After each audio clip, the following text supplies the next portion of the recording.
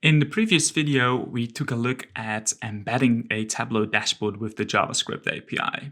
What we did is we created an HTML file, and we also created a JavaScript file, and we combined the two, and then we were able to render a Tableau dashboard in our web page. Now, this is the dashboard that we created.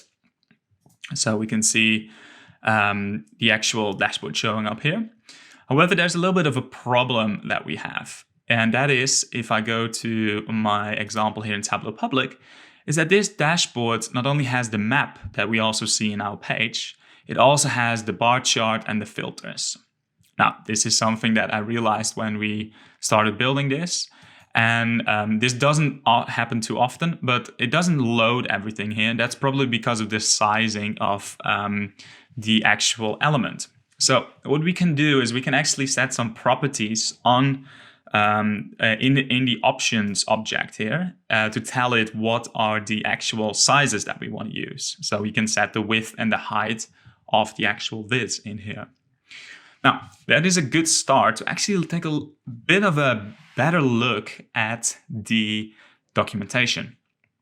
So if I go in here was the documentation, and we go here to the particular page called the reference. And this is where you can see all of it tells us here, the classes and the methods of the JavaScript API. This kind of tells you what you can do and what is possible with the API. Now, if you're new to JavaScript, then a lot of these things don't make sense to you immediately, but that doesn't matter because when you're learning, you of course start realizing and recognizing a lot of these things as well. So what we have here, if I scroll a little bit further down on the right-hand side, actually we have kind of an index page, a table of contents, which is quite useful. And we also have this top class diagram here. And this tells us what we basically can access from our Tableau workbook and how to access it. So the very first thing here is the viz manager, and on the viz manager class, we have a viz class. So viz is what we have here. So new Tableau that initializes a Tableau instance, and on there we have an object, a class called viz. And what we can then do is we can, for example, get the workbook. So getting the workbook basically means getting the data about the workbook, so the title, for example, or the URL, and lots of metadata. Then on the actual workbook, we also have the getActiveSheet method. So that basically means what sheet is currently active in the browser. And then you can see lots of other things like the actual dashboard, the story, etc. So that can help you with doing certain things with this API. Now, if we scroll further, we can see some more information about that it's using promises, which is great. Now, we also have the error codes here. So if you run into any errors while embedding, you can see some of the most common error messages that show up. So if we scroll a little bit further, we now have the viz manager. And in here, we can see that we had this constructor function. So that's what I used earlier, and I just copied it. We just rewrote it from the example of basic embed.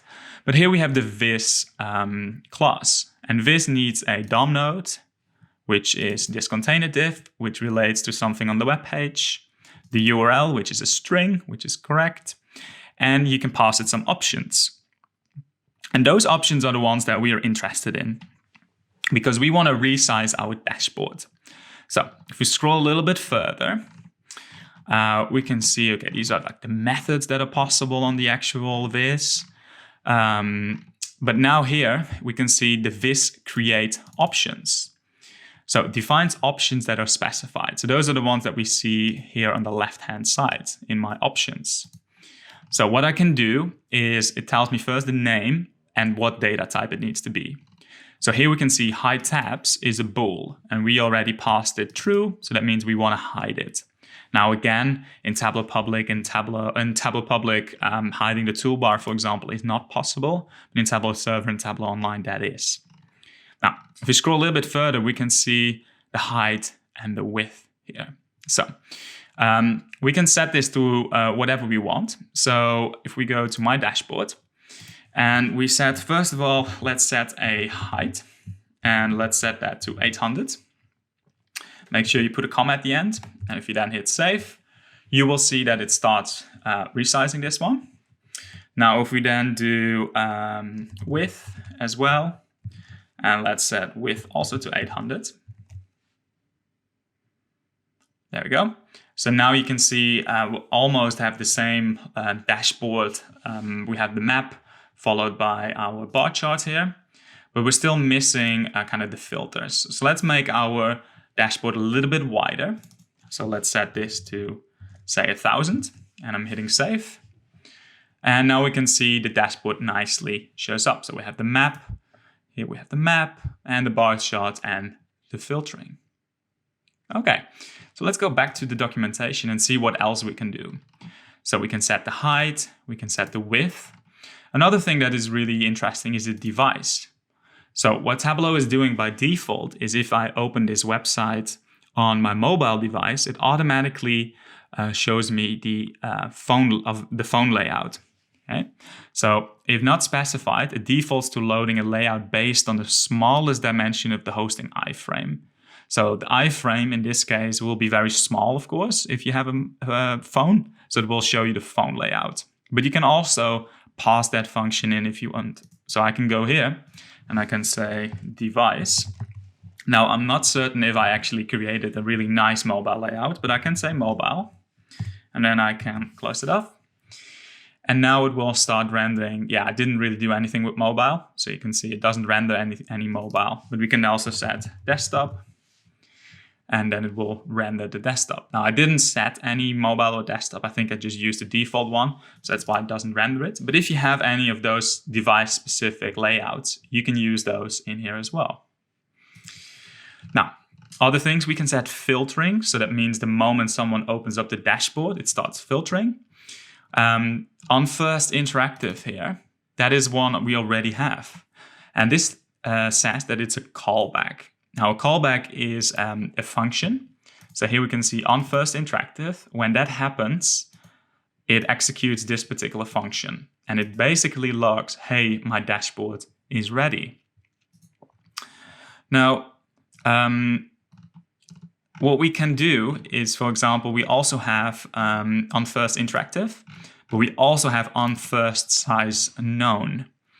So what we could do, for example, we can say, hey, my dashboard is interactive. And we also have on first size known. So I'm just like copy that over.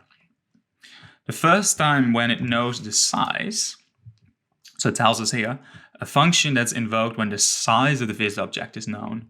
And this is quite useful if you, for example, have other elements on your web page that depend on the viz to render. So for example, imagine you have some buttons at the bottom or on the side of the viz. You don't want them jumping all over the page. So you can say on first size known, you can here, for example, render your buttons again or show your buttons if you hide them at first. Now I can just say console.log here and I can say, hey, my dashboard has a size. If I then go back to my dashboard here and there we go, refresh it. If I then go inspect it, what we'll see is in the console is that, hey, my dashboard has a size. So that one's being kicked off first. So you can see that one's logging first, followed by, hey, my dashboard is interactive. So they have different purposes. So if you, for example, want to resize objects on the page, you should use on first size known. And on first interactive, you can, for example, set some filtering or something. That's also possible. Okay. Now, in the next video, we'll take a look at how to use some buttons on the web page and how to interact with the visualization in that way.